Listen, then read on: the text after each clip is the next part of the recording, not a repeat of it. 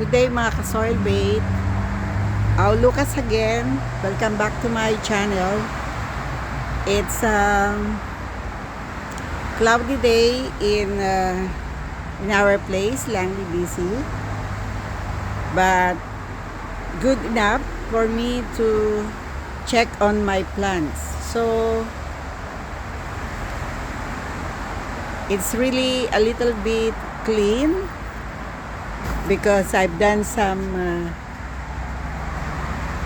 cleaning, and the gardening is really a work in progress. Every day you have to clean every day, but there are days I could not help but just to relax and sit down because as senior we also have to have time for ourselves.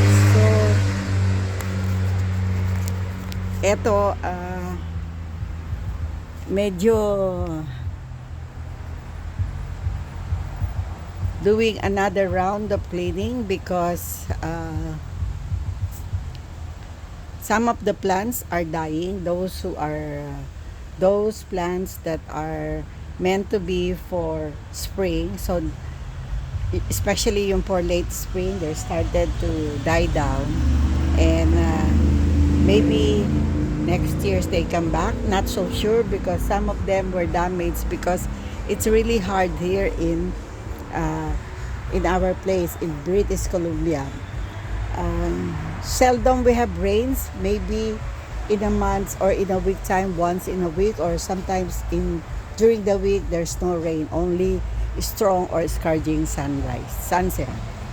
So ito nga, some of my plants are dying, some of my plants are thriving, especially those plants that are not that are resistant to scorching sun. So let me show you some of my herbs plants. So ito po sila, ito po yung mga nag-thrive, some are not, some are beginning to thrive, and yan. And then ito yung mga succulent plant ko na dinesign ko. I don't know, I made use of the old pan kasi hindi na siya maganda, but nanghinayang ako ito itapon, so I tried to make use of this. So these are the old aquarium decor of my daughter, so I tried this one. I hope you like it. And also this one, this is rosemary, and these are some of the succulent plants I planted for summer 2026. So binili ko siya. Ayan na po sila. Yan. Nireplant ko sila. Plant. Niripat kasi small na yung pot nila when I bought them at Peace Art Nursery. Ito yung mga nilagay ko sa trees. Some of them thriving, some are not. So niligyan ko na lang ng plastic para hindi ako malungkot. And this is another plant. Yellow po yung flower niyan.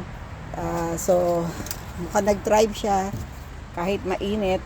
And so nilagay ko siya under the big cedar tree. So let's go. So ito pa po yung mga Christmas decor. Dito na po namin tinabi. Nilagay na lang namin dito. Anyway, mahirap magtabi at magbalik uli, especially for seniors. Ito na po yung aking hydrangea. Yan. So dahil yung soil niya alkaline, pink siya. Ito naman, medyo ang soil here is acidic. So a little bit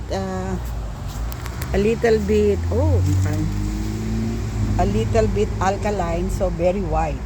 Yan po ang laki, map head. So ang lalaki po nila, may tint of pink. Nakakatuwa, meron siyang pink sa gitna. So iba yung rare niya.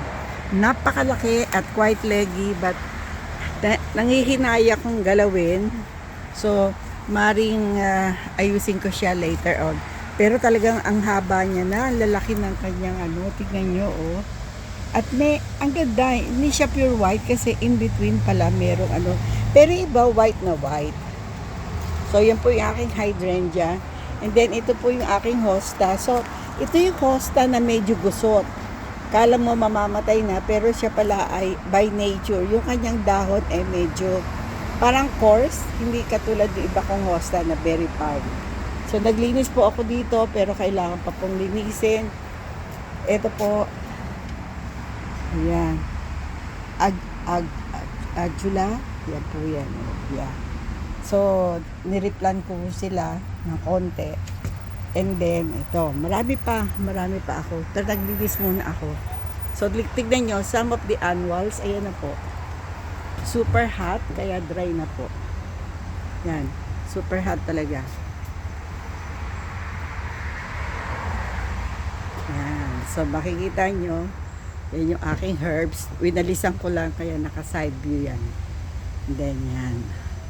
Aayusin ko pa yung aking ito yung bago kong inaalagaan. Parang jasmine siya. Ito po yung kanyang bulaklak. Ang ganda.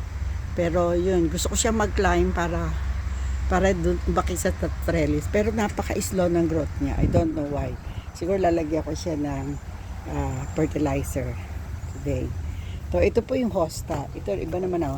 Yung isa medyo gusot. Ito naman parang may stripe. Yan po yung hosta ko. Yan yung bulaklak ng hosta. So,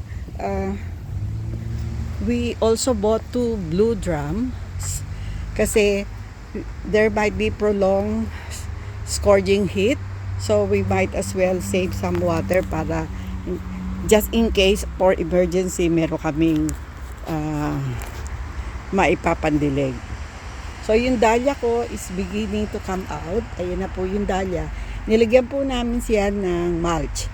Yan po yung just to keep the soil or the roots from drying up. Kaya lumabas ang dahlia. At saka din po siya, repellent.